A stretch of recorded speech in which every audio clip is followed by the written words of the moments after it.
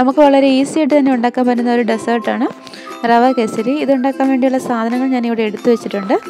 ഇതിനു വേണ്ടി ഞാനിവിടെ ഒരു 1/2 കപ്പ് റവയാണ് എടുത്തിരിക്കുന്നത്. ഇത് സാധാരണ നമ്മൾ ഉപ്പുമാവൊക്കെ ഉണ്ടാക്കാൻ ഉപയോഗിക്കുന്ന റവയാണ്. ഇത് നമുക്ക് ഈ നെയ്യിലൊന്ന് നന്നായിട്ട് വറുത്തെടുക്കണം ആദ്യമായിട്ട്. പിന്നെ ഇതിൻ്റെ അതേ അളവിൽ തന്നെയാണ് ഞാൻ പഞ്ചസാര എടുത്തിരിക്കുന്നത്. ഈ 1/2 കപ്പ് റവയ്ക്ക് 1/2 കപ്പ് പഞ്ചസാരയാണ് ഞാൻ എടുത്തിരിക്കുന്നത്. മധുരം കുറച്ചും കൂടി വേണ്ടവർക്ക് അല്പം കൂടി വേണമെങ്കിൽ പഞ്ചസാര ചേർക്കാവുന്നതാണ്. പിന്നെ ഇതിനു വേണ്ടി വെള്ളം എടുത്ത് വെച്ചിട്ടുണ്ട്. അതുപോലെ തന്നെ നെയ്യ് ഒരു 3 ടേബിൾ സ്പൂൺ നെയ്യാണ് ഞാൻ ഇതിൽ ചേർക്കാൻ വേണ്ടി എടുത്ത് വെച്ചിരിക്കുന്നത്. അതുപോലെ ഇതിനു വേണ്ടി അല്പം മഞ്ഞൾപ്പൊടി എടുത്തിട്ടുണ്ട് കളറിന് വേണ്ടി. പിന്നെ 2-3 ഏലക്ക എടുത്തിട്ടുണ്ട്. കുറച്ച് അണ്ടിപ്പരിപ്പും കിസ്മിസും എടുത്തിട്ടുണ്ട്. നമുക്ക് ആദ്യമായിട്ട് ഈ അണ്ടിപ്പരിപ്പും മുന്തിരിങ്ങയും ഒന്ന് റോസ്റ്റ് ചെയ്തെടുക്കണം. അതിനുവേണ്ടി ഞാനൊരു 1 ടേബിൾ സ്പൂൺ നെയ്യ് ഇതിലോട്ട് ഒഴിച്ചിട്ടുണ്ട്. നെയ്യപ്പോൾ ഒന്ന് ചൂടായി വന്നിട്ടുണ്ട്. അതിലോട്ട് നുറുക്കിയ 5-6 അണ്ടിപ്പരിപ്പ് ഇട്ട് ഒന്ന് റോസ്റ്റ് ചെയ്തെടുക്കാം. ഇതിൻ്റെ കളറൊന്ന് ചെറുതായിട്ട് മാറുമ്പോഴത്തേക്ക് കുറച്ച് കിസ്മിസ് ചേർത്ത് കൊടുക്കാം. ഇത് രണ്ടും നമുക്കൊന്ന് റോസ്റ്റ് ചെയ്ത് മാറ്റി വെക്കാം.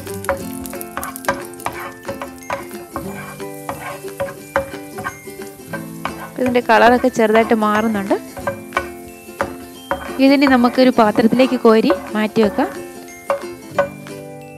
എന്നിട്ട് ഞാനൊരു 1 ടീസ്പൂൺ നെയ്യും കൊണ്ട് ഇതിലോട്ട് ഒഴിച്ചു കൊടുക്കുന്നുണ്ട്. എന്നിട്ട് നമ്മൾ എടുത്ത് വെച്ചിരിക്കുന്ന 1/2 കപ്പ് റവ ഇതിലിട്ട് നന്നായിട്ടൊന്ന് വറുത്തെടുക്കണം.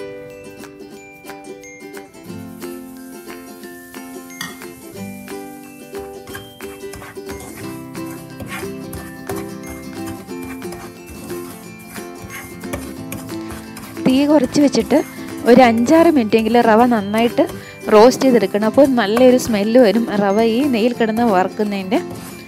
റവ നന്നായിട്ടൊന്ന് വറുത്തെടുത്താൽ മാത്രമേ ഉള്ളൂ നമ്മുടെ കേസരിക്ക് നല്ല മയം കിട്ടത്തുള്ളൂ. നമുക്കിനി അതൊന്ന് മാറ്റി വെക്കാം. എന്നിട്ട് ഈ പാനിലോട്ട് ഈ കേസരി ഉണ്ടാക്കാൻ വേണ്ട വെള്ളം ഒഴിച്ചു കൊടുക്കാം. ഞാനൊരു 1/4 കപ്പ് വെള്ളമാണ് ഇതിലോട്ട് ഒഴിച്ചിരിക്കുന്നത്. 1/4 തൊട്ട് 1.5 കപ്പ് വരെ വെള്ളം നമുക്ക് ഒഴിക്കാം ഈ 1/2 കപ്പ് റവയ്ക്ക്. എന്നിട്ട് കളറിന് വേണ്ടി ഒരു നുള്ളു മഞ്ഞൾപ്പൊടിയും കൂടി ചേർത്ത് കൊടുക്കാം. ഇപ്പോൾ ഈ വെള്ളം നന്നായിട്ട് തിളച്ച് വരുന്നുണ്ട്. എന്നിട്ട് തീ കുറച്ച് വെച്ച് നമ്മൾ റോസ്റ്റ് ചെയ്ത് വെച്ചിരിക്കുന്ന റവ ഇതിലോട്ട് ചേർത്ത് നമുക്ക് നന്നായിട്ട് ഇളക്കി കൊടുക്കാം.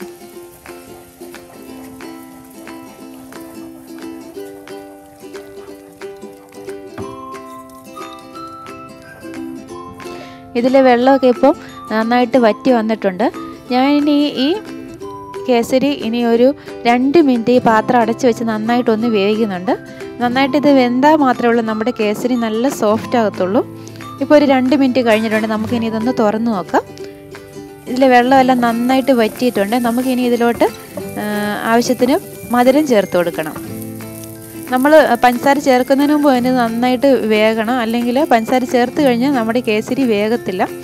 ഇതിലോട്ട് ഞാനൊരു 1/2 കപ്പ് പഞ്ചസാരയാണ് ചേർക്കുന്നത്. ഇത് അത്യാവശ്യം മധുരമുണ്ട്. ഇതിൽ നല്ല മധുരം വേണമെന്നുള്ളവർക്ക് 1-2 ടേബിൾ സ്പൂണും കൂടെ പഞ്ചസാരയും കൂടെ ചേർത്ത് കൊടുക്കാവുന്നതാണ് ഈ 1/2 കപ്പിൻ്റെ കൂടെ. പഞ്ചസാര ചേർത്ത് കഴിയുമ്പോഴത്തേക്ക് കുറച്ച് കഴിയുമ്പോഴത്തേക്ക് പഞ്ചസാര ഒന്ന് മെൽറ്റായിട്ട് ഇതൊന്ന് ലൂസായിട്ട് വരും. ഇതിപ്പോൾ പഞ്ചസാര നന്നായിട്ട് മെൽറ്റായിട്ടുണ്ട്. ഞാൻ എടുത്ത് വെച്ചിരുന്ന ഒരു 3 ഏലക്കയുടെ അരി മാത്രം ഒന്ന് ചതച്ച് ഇതിലോട്ട് ഇട്ടിട്ടുണ്ട്. എന്നിട്ട് ഒരു നുള്ളു ഉപ്പും കൂടി ചേർത്ത് കൊടുക്കുക. എന്നിട്ട് നമുക്ക് നന്നായിട്ടൊന്ന് മിക്സ് ചെയ്യാം.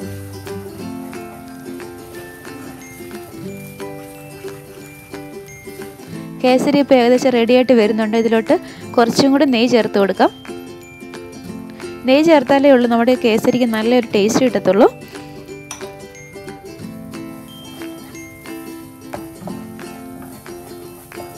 ഇപ്പോൾ ഏകദേശം ഒരു 3 ടേബിൾ സ്പൂൺ നെയ്യാണ് ഇതിലോട്ട് ഞാൻ ചേർത്ത് കൊടുത്തിരിക്കുന്നത്. ഇപ്പോൾ ഇത് പാത്രത്തിൽ നിന്നൊക്കെ നന്നായിട്ട് വിട്ട് വരുന്നുണ്ട് ഈ കേസരിയെ.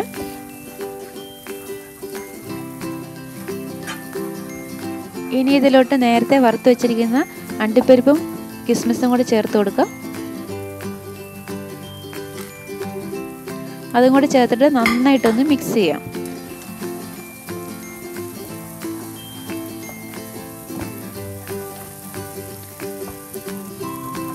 ഇനി ഗ്യാസ് ഓഫ് ആക്കിയിട്ട് ഒരു നെയ്മയം പുരട്ടിയ പാത്രത്തിലേക്ക് ഇത് മാറ്റാം നമുക്ക്. ഇപ്പം ഞാനിവിടെ ഈ 2 പാത്രത്തിലോട്ടാണ് ഇത് മാറ്റിയിരിക്കുന്നത്. ഇനി ഒരു സ്പൂൺ ഉപയോഗിച്ച് അതൊന്ന് നന്നായിട്ട് ലെവൽ ചെയ്ത് കൊടുക്കാം. ഇത് അല്പം തണുത്തതിന് ശേഷം നമുക്ക് ഒരു പാത്രത്തിലേക്ക് മറിച്ചിട്ട് കൊടുക്കാം. അങ്ങനെ കേസരി ഇവിടെ റെഡി ആയിട്ടുണ്ട്. ഇത് ഈസി ആയിട്ട് ഉണ്ടാക്കാൻ പറ്റുന്ന ഒരു ഡെസേർട്ടാണ്. അതുപോലെ ഇതിനകത്ത് പൈനാപ്പിളൊക്കെ അല്പം ഗ്രേറ്റ് ചെയ്ത് ചേർത്ത് വേണമെങ്കിൽ പൈനാപ്പിൾ കേസരി ഉണ്ടാക്കിയെടുക്കാവുന്നതാണ്. അതുപോലെ കേസരി ഉണ്ടാക്കാൻ നെയ്യ് തന്നെ ചേർക്കാൻ പ്രത്യേകം ശ്രദ്ധിക്കണം. വളരെ പെട്ടെന്ന് തന്നെ ഉണ്ടാക്കിയെടുക്കാൻ പറ്റുന്ന നല്ല ടേസ്റ്റി ആയിട്ടുള്ള ഈ ഡെസേർട്ടിൻ്റെ വീഡിയോ നിങ്ങൾക്ക് ഇഷ്ടമായി എന്ന് വിചാരിക്കുന്നു. അടുത്ത റെസിപ്പിയുമായി വീണ്ടും കാണാം.